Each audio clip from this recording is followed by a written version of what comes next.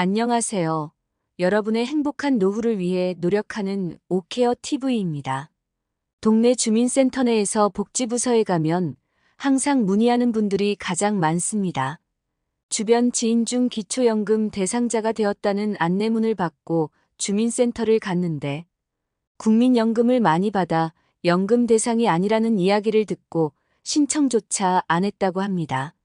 하지만 자녀들이 믿져야 본전이니 신청이라도 한번 해보는 말을 믿고 신청했고 그 결과 지금은 기초연금을 잘 받고 계십니다. 기초연금은 신청인의 재산과 소득 그리고 연금과 부채까지도 모두 소득 인정액에 반영해서 수급 대상을 선정하고 있습니다. 따라서 신청자 개인의 사정이 모두 다르고 연금 가입기간 가입 시기 금액 또한 다르기 때문에 많은 변수가 있습니다. 따라서 기초연금 신청을 접수하고 상담해 주시는 주민센터 담당자들의 역할이 정말 중요합니다. 물론 직원분들이 기초연금만 담당하시는 것은 아니고 다른 업무들도 함께 병행하십니다만 잘못된 정보를 믿고 신청을 하지 않아 특정 어르신들에게는 경제적인 손실을 끼칠 수 있는 것은 문제라고 생각합니다. 이렇게 기초연금을 받을 수 있는 상황에도 담당자 말만 믿고 신청을 안 하거나 잘못된 정보를 믿고 계시는 분들이 있으면 안 될 것 같아 영상을 준비했습니다. 영상 시청 전 구독 및 좋아요 부탁드립니다. 여러분의 성원은 큰 힘이 됩니다. 지금부터 어르신들께서 기초연금 상담을 하실 때 주민센터 담당자이 범할 수 있는 오류 5가지 유형에 대해 말씀드리겠습니다. 주민센터 담당자의 오류 첫 번째 임대소득이 있으면 기초연금 못 받는다는 것입니다. 노후의 현금 흐름 창출을 위해 많은 어르신들께서 노후 대책으로 점포나 오피스텔 등에서 임대소득을 받고 계십니다.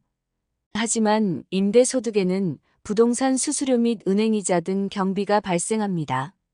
따라서 이런 비용에 대한 고려가 필요합니다. 그래서 국가는 42.6%의 비용을 차감해 줍니다. 즉 단순경 비율 42.6%가 존재합니다. 즉 100만 원의 월세를 받고 계실 경우 42만 6천 원을 필요경비로 공제하고 57만 4천 원만 임대소득으로 반영된다는 말입니다. 물론 임대사업자의 경우에만 필요경비를 공제받을 수 있지만 시가표준에 9억 원 이하의 1주택을 소유하고 계신 분의 주택임대소득에는 임대사업자가 아니더라도 필요경비 42.6%를 공제받으실 수 있습니다. 따라서 임대소득이 있으면 무조건 기초연금을 받을 수 없다는 주민센터 담당자의 설명은 틀린 말입니다. 두 번째, 개인연금 가입 시 원금 및 연금은 중복 계산되며 이 경우 기초연금을 받을 수 없다는 것입니다.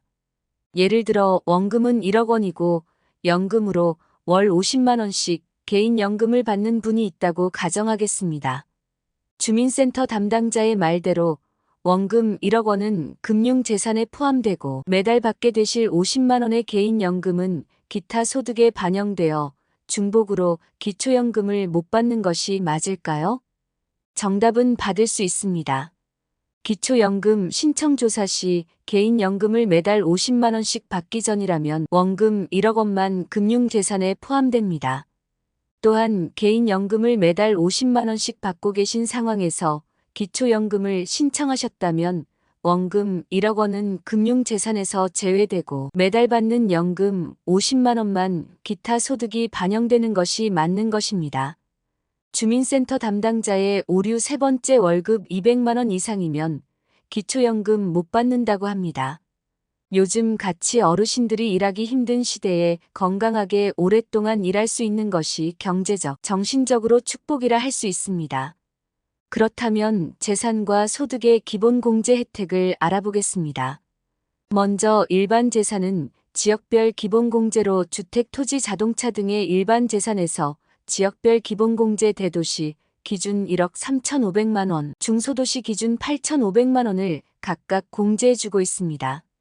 다음 금융재산은 부부의 예금, 적금, 주식보험의 해약 환급금 등을 모두 합해 기본 공제 2천만 원을 공제해주고 있습니다. 그렇다면 소득은 어떨까요? 국민연금, 개인연금 등의 연금소득 기본공제가 아예 없고 이자 소득은 월 4만 원씩 기본공제를 부부 앞에서 딱 한 번만 공제해주고 있습니다. 그런데 근로소득은 기본공제 98만 원에 추가 공제 30%까지 해주고 있었습니다. 더 중요한 것은 부부 각각 한 번씩 공제를 해주니 엄청난 혜택이 아닐 수 없습니다. 예를 들어 월급을 200만 원을 갖고 계신다면 기본 공제에 98만 원을 하면 102만 원이고 여기에 추가 공제 30%를 하면 71만 4천 원만 소득평가액에 반영되는 것입니다. 따라서 월급 200만 원 이상이면 무조건 기초연금을 못 받는다는 주민센터 담당자의 설명은 오류입니다. 주민센터 담당자의 오류 네 번째, 국민연금 100만 원 이상 받으면 기초연금 못 받는다입니다. 기초연금에는 국민연금 연계감액제도라는 것이 국민연금을 45만 원 이상 받으면 기초연금 30만 원에 최대 50%, 즉 최대 15만 원까지 감액할 수 있는 제도인데요. 국민연금 연계감액 기준표를 보면 국민연금이 50만 원일 때 기초연금 약 2만 9천 원 감액, 국민연금이 80만 원일 때 약 7만 8천 원 감액, 국민연금이 100만 원이라면 약 9만 7천 원 감액됩니다. 이렇듯 국민연금을 아무리 많이 받아도 기초연금이 최대 15만 원까지 감액될 수는 있지만 국민연금 100만 원 이상 받으면 기초연금을 무조건 받을 수 없다는 주민센터 담당자의 설명은 오류입니다. 주민센터 담당자의 오류 다섯 번째는 금융재산 2억 원 이상이면 기초연금 못 받아요. 입니다. 정말 그런지 계산해 보겠습니다. 금융재산 2억 원에서 기본공제 2천만 원을 하면 1억 8천만 원이 되고 여기에 소득 환산율 4%를 곱하면 720만 원, 이것을 다시 12개월로 나눠주면 60만 원, 즉 금융재산 2억 원에 대한 소득 인정액은 60만 원인 것입니다. 단독가구 연금 기준액이 169만 원 이하이고 부부가구 연금 기준액이 270만 4천 원, 일반 재산이나 소득이 아주 많지 않다면 예금 2억 원이 있어도 기초연금 충분히 하실 수 있는 것입니다. 따라서 금융재산 2억 원 이상이면 기초연금을 무조건 받을 수 없다는 주민센터 담당자의 설명은 오류입니다. 기초연금은 대한민국 국적을 가진 만 65세 이상 어르신이라면 누구나 신청할 수 있고 특별한 사정이 없는 한결과를 30일 이내에 서면으로 통보받게 되어 있습니다. 이렇게 당연히 누려야 할 권리를 주민센터 담당자의 불확실한 말 몇 마디에 신청조차 포기하는 일은 없어야 하지 않을까요? 기초연금 받을 수 있는데도 주민센터 담당자 말만 믿고 신청 안 하는 사람이 발생하며 각 개인으로는 경제적으로 도움을 받을 수 있음에도 손해가 되는 상황입니다. 따라서 기초연금을 일정 연령이 되면 모두 주는 방법 또한 행정 오류를 최소화하는 방안이 될 수 있습니다. 기초연금 관련 여러분의 의견을 댓글로 남겨주시면 영상 제작에 참조하겠습니다. 영상을 보신 여러분이 항상 건강하고 행복하셨으면 좋겠습니다. 도움이 되셨다면 구독 및 좋아요 부탁드립니다. 감사합니다.